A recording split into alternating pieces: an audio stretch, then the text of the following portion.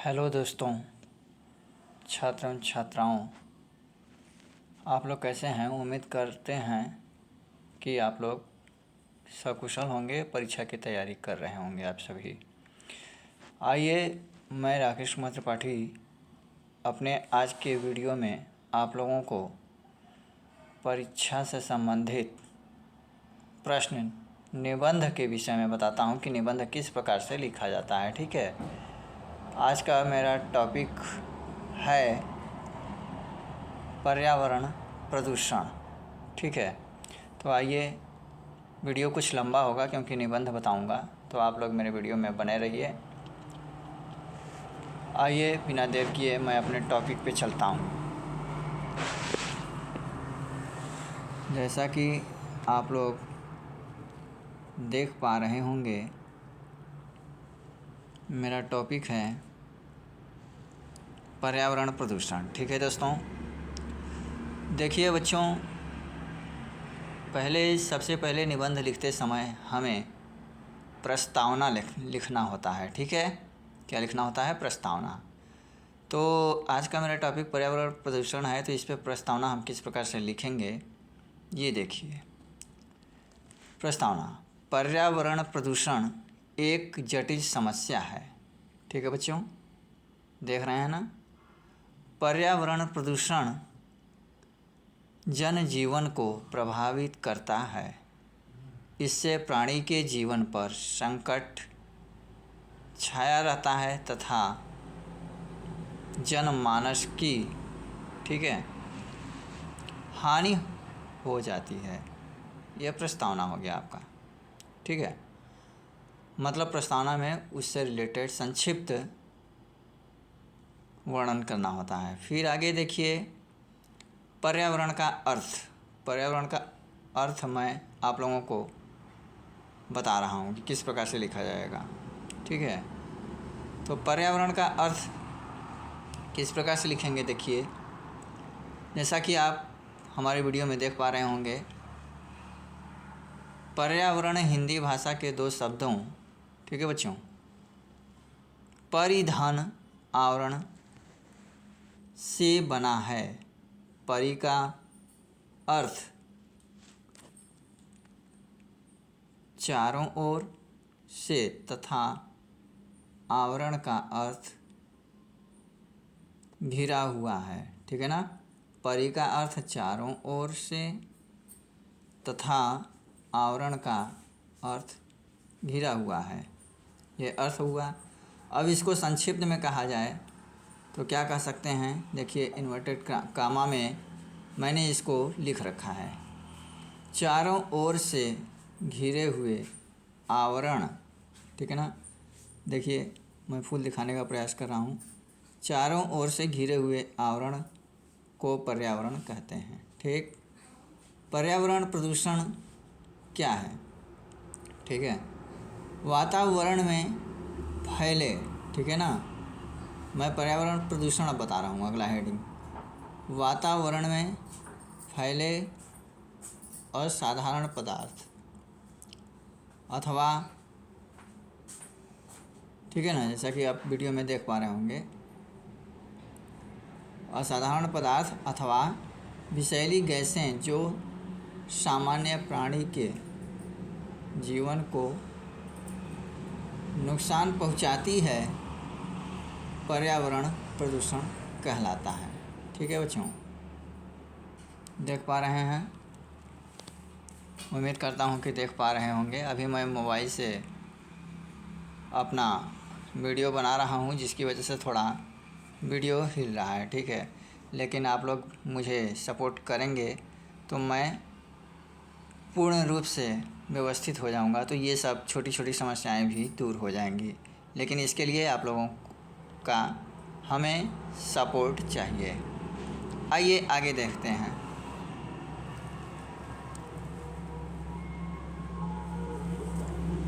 जैसा कि आगे मेरा हेडिंग है पर्यावरण के प्रकार। ठीक है बच्चों, पर्यावरण के प्रकार हेडिंग होगा हमारा, पर्यावरण निम्न प्रकार के होते हैं। ठीक है, अब पर्यावरण कितने प्रकार के होते हैं ये मैं बताने जा रहा हूँ और उसकी भी व्याख्या करूँगा। पहला है जल प्रदूषण। ठीक है, अब इसके अंतर्गत हमें 2-4 लाइन लिखना होगा। जल प्रदूषण किस प्रकार से होता है, देखिए मैं अपने वीडियो के माध्यम से और व्याख्या करके अपने शब्दों में बता रहा हूँ। जल प्रदूषण, ठीक है, जैसा कि आप वीडियो में देख पा रहे होंगे। जल प्रदूषण नदी तालाब के इकट्ठे जल में, ठीक है ना, नदी तालाब है तो नदी तालाब में जल इकट्ठा ही रहेगा। इकट्ठे जल में पशुओं को नहलाने, कपड़े साफ करने तथा गंदगी, ठीक है, मल मूत्र साफ करने से जल प्रदूषण होता है। समझ में आया बच्चों? इस प्रकार से हम कारण दर्शाएंगे। आइए अब अगले टॉपिक पे हम चलते हैं कि अगला मेरा हेडिंग क्या है। जैसा कि आप लोग मेरे वीडियो के माध्यम से देख पा रहे होंगे, मैं और स्पष्ट दिखाने का प्रयास कर रहा हूँ। देखिए, सेकंड नंबर मृदा प्रदूषण। मृदा प्रदूषण के विषय में लिखेंगे कि यह किस प्रकार से होता है। जैसा कि हमने लिख रखा है, आप लोग हमारे वीडियो के माध्यम से देख पा रहे होंगे। मृत जानवरों के सड़ने गलने, कूड़ा कचरा के सड़ने के पश्चात मृदा प्रदूषण होता है। ठीक है ना। क्या होता है, प्रायः लोग मरे हुए जीव जंतुओं को खुले में ही छोड़ देते हैं, उनके मृत शरीर सड़ते गलते हैं, जिससे मृदा प्रदूषण होता है बच्चों। ठीक है, समझ में आ रहा है ना? उम्मीद करता हूँ समझ में आ रहा होगा। हमारे वीडियो में बने रहिए, मैं आप लोगों को निबंध लिखना बता रहा हूँ। ठीक है, तो वीडियो कुछ लंबा होगा लेकिन बने रहिए, बनेंगे हमारे वीडियो में, तभी आप सीख पाएंगे कि किस प्रकार से लिखा जाता है निबंध। अगला हमारा हेडिंग है वायु प्रदूषण। वायु प्रदूषण किस प्रकार से होता है, जैसा कि हमारे वीडियो के माध्यम से आप लोग देख पा रहे होंगे। वाहनों तथा कल कारखानों से निकलने वाले विषैले धुओं से वायु प्रदूषण होता है। ठीक है बच्चों, इस प्रकार से वायु प्रदूषण होता है। अगली हेडिंग हमारी है, जैसा कि आप लोग देख पा रहे हैं, ध्वनि प्रदूषण। ठीक है, अगली हेडिंग हमारी क्या है, ध्वनि प्रदूषण। तीव्र ध्वनि यानी हमने उसको कोष्टक में लिख रखा है तेज आवाज़, जिससे आप लोग समझ सकें। ठीक है, तीव्र ध्वनि तेज आवाज़ में वाहनों के हॉर्न, लाउड स्पीकर, डीजे आदि बजाने से ध्वनि प्रदूषण होता है। इससे कान के पर्दे फटने का खतरा रहता है। ठीक है बच्चों, अगला हेडिंग हमारा है रेडियोधर्मी प्रदूषण। ठीक है, 5वां, रेडियोधर्मी प्रदूषण किस प्रकार से होता है। विस्फोटक बम, परमाणु बम विस्फोट से निकलने वाले विषैली गैसों के कारण रेडियोधर्मी प्रदूषण होता है। ठीक है ना, गैसों के कारण होता है, हमने लिखा है, तो गैसों के कारण क्या होता है, रेडियोधर्मी प्रदूषण होता है। समझ में आया बच्चों? चलिए ठीक है, उम्मीद करता हूँ कि आप लोगों को हमारे टॉपिक्स अच्छे से समझ में आ रहे होंगे। अब देखिए, ये हमने तो कारण बता दिया कि किस कारण से कौन सा प्रदूषण होता है।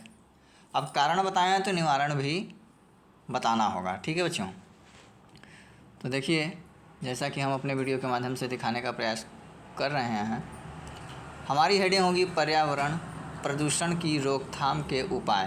देख पा रहे हैं, उम्मीद करता हूं कि स्पष्ट आप लोगों को दिखाई दे रहा होगा। पर्यावरण प्रदूषण की रोकथाम के उपाय संक्षिप्त रूप से निम्नवत हैं, जिसे अमल में लाकर रोका जा सकता है। समझ में आ रहा है ना बच्चों?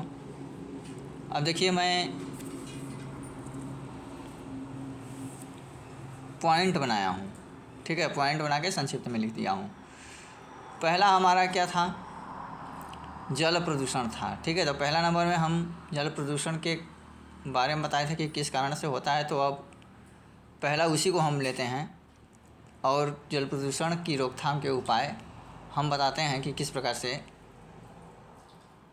जल प्रदूषण को रोका जा सकता है, ठीक है। तो जैसा आप हमारे वीडियो के माध्यम से देख पा रहे होंगे, जल प्रदूषण की रोकथाम के लिए नदियों, तालाबों में पशुओं के नहलाने, मलमूत्र तथा गंदे कपड़े साफ करने पर रोक लगाकर जल प्रदूषण रोका जा सकता है। देखिए, जो कारण है उसी पर हम नियंत्रण करेंगे, अंकुश लगाएंगे, तो हमारा क्या होगा? रोकथाम हो जाएगा, ठीक है ना। उम्मीद करता हूँ समझ में आ रहा होगा। दूसरा मृदा प्रदूषण है। तो मृदा प्रदूषण पर रोक लगाने हेतु, ठीक है, ठीक है, मृदा प्रदूषण पर रोक लगाने हेतु क्या करना है? लगाने हेतु कूड़ा कचरा, देखिए यहाँ पे मैं दिखा रहा हूँ आपको, कूड़ा कचरा लिखा हुआ है। कूड़ा कचरा अथवा मृत जानवरों को, ठीक है, खुले में फेंकने के बजाय गड्ढे में ढक कर रख देना चाहिए दोस्तों, ठीक है। इस प्रकार से हमने आपको बताया कि मृदा प्रदूषण किस प्रकार से रोका जाएगा। थोड़ा सा मोबाइल शूटिंग हो रहा है जिसकी वजह से हिल रहा है, उसके लिए मैं क्षमा चाहता हूँ। आप लोग हमें सपोर्ट करते रहिए, ठीक है दोस्तों।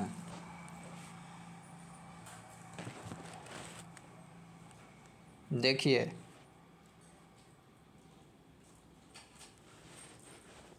तीसरा हमारा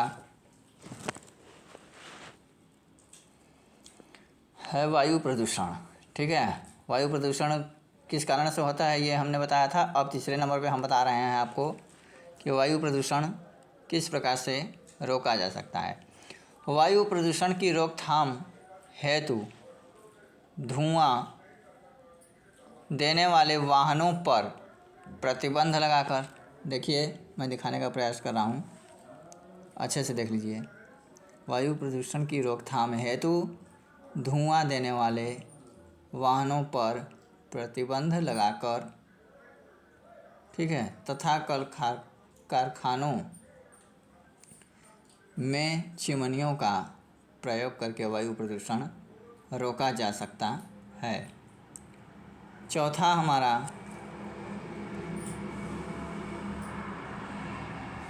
जो टॉपिक्स हैं वो ध्वनि प्रदूषण की रोकथाम के विषय में हम बताएंगे। चौथा नंबर हमने लिखा है ध्वनि प्रदूषण को रोकने हेतु, ठीक ना।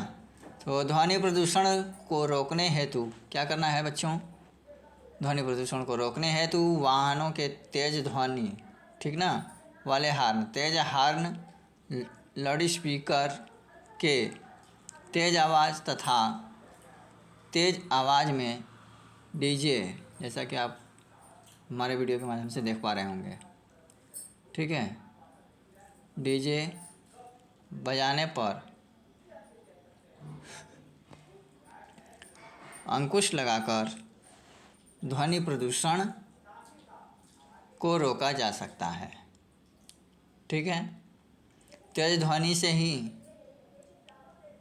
तेज आवाज़ से ही ध्वनि प्रदूषण होता है। तो तेज आवाज़ बजने वाले लाउड स्पीकर, हार्न, डीजे, इन सब पे अंकुश लगाएंगे तो हमारा ध्वनि प्रदूषण नियंत्रित हो जाएगा, ठीक है बच्चों। पांचवा हमारा और अंतिम है रेडियोधर्मी प्रदूषण को रोकने के उपाय। तो रेडियोधर्मी प्रदूषण को रोकने, ठीक है बच्चों, जैसा कि आप हमारे वीडियो के माध्यम से देख पा रहे होंगे, रेडियोधर्मी प्रदूषण को रोकने हेतु हर संभव प्रयास किया जाना चाहिए कि विस्फोट न हो। ठीक है, तो इस प्रकार से दोस्तों मेरा निबंध पूरा हुआ। उम्मीद करता हूँ कि मेरे द्वारा बताया गया निबंध प्रारूप आप लोगों को समझ में आया होगा और आप लोग इसी तरह से अन्य टॉपिक्स पर निबंध स्वयं से लिखिएगा और मैं भी कुछ टॉपिक्स लेकर के और आऊँगा अपने वीडियो के माध्यम से। उम्मीद करता हूँ कि आप लोगों को मेरे द्वारा बताए गए निबंध लिखने का तरीका पसंद आया होगा। आप लोग हमें सपोर्ट कीजिए, हमारे चैनल को सब्सक्राइब, लाइक, फॉलो, कमेंट कीजिए, शेयर कीजिए। आप लोग हमें सपोर्ट कीजिए। मैं आप लोगों के लिए महत्वपूर्ण प्रश्न एवं कोर्स से संबंधित गणित एवं हिंदी की क्लास लेकर के आता रहूँगा और वीडियो में जो थोड़ी कमी रह जाती है, जैसे कि वीडियो हल्का धुंधला हो जाता है या फिर वीडियो हिल जाता है, तो यह दोस्तों बच्चों मैं मोबाइल से शूट करता हूँ, इस कारण से ऐसी समस्या आती है थोड़ी बहुत। तो इसके लिए मैं क्षमा चाहता हूँ, लेकिन आप लोग हमें सपोर्ट कीजिए। आप लोग हमें सपोर्ट करेंगे तो मैं पूर्ण रूप से व्यवस्थित होकर के इन छोटी छोटी समस्याओं का भी निराकरण कर लूँगा और आप लोगों के लिए बेहतर सेवा प्रदान करूँगा। वीडियो देखने के लिए धन्यवाद। भारत माता की जय। वंदे मातरम। जय हिंद।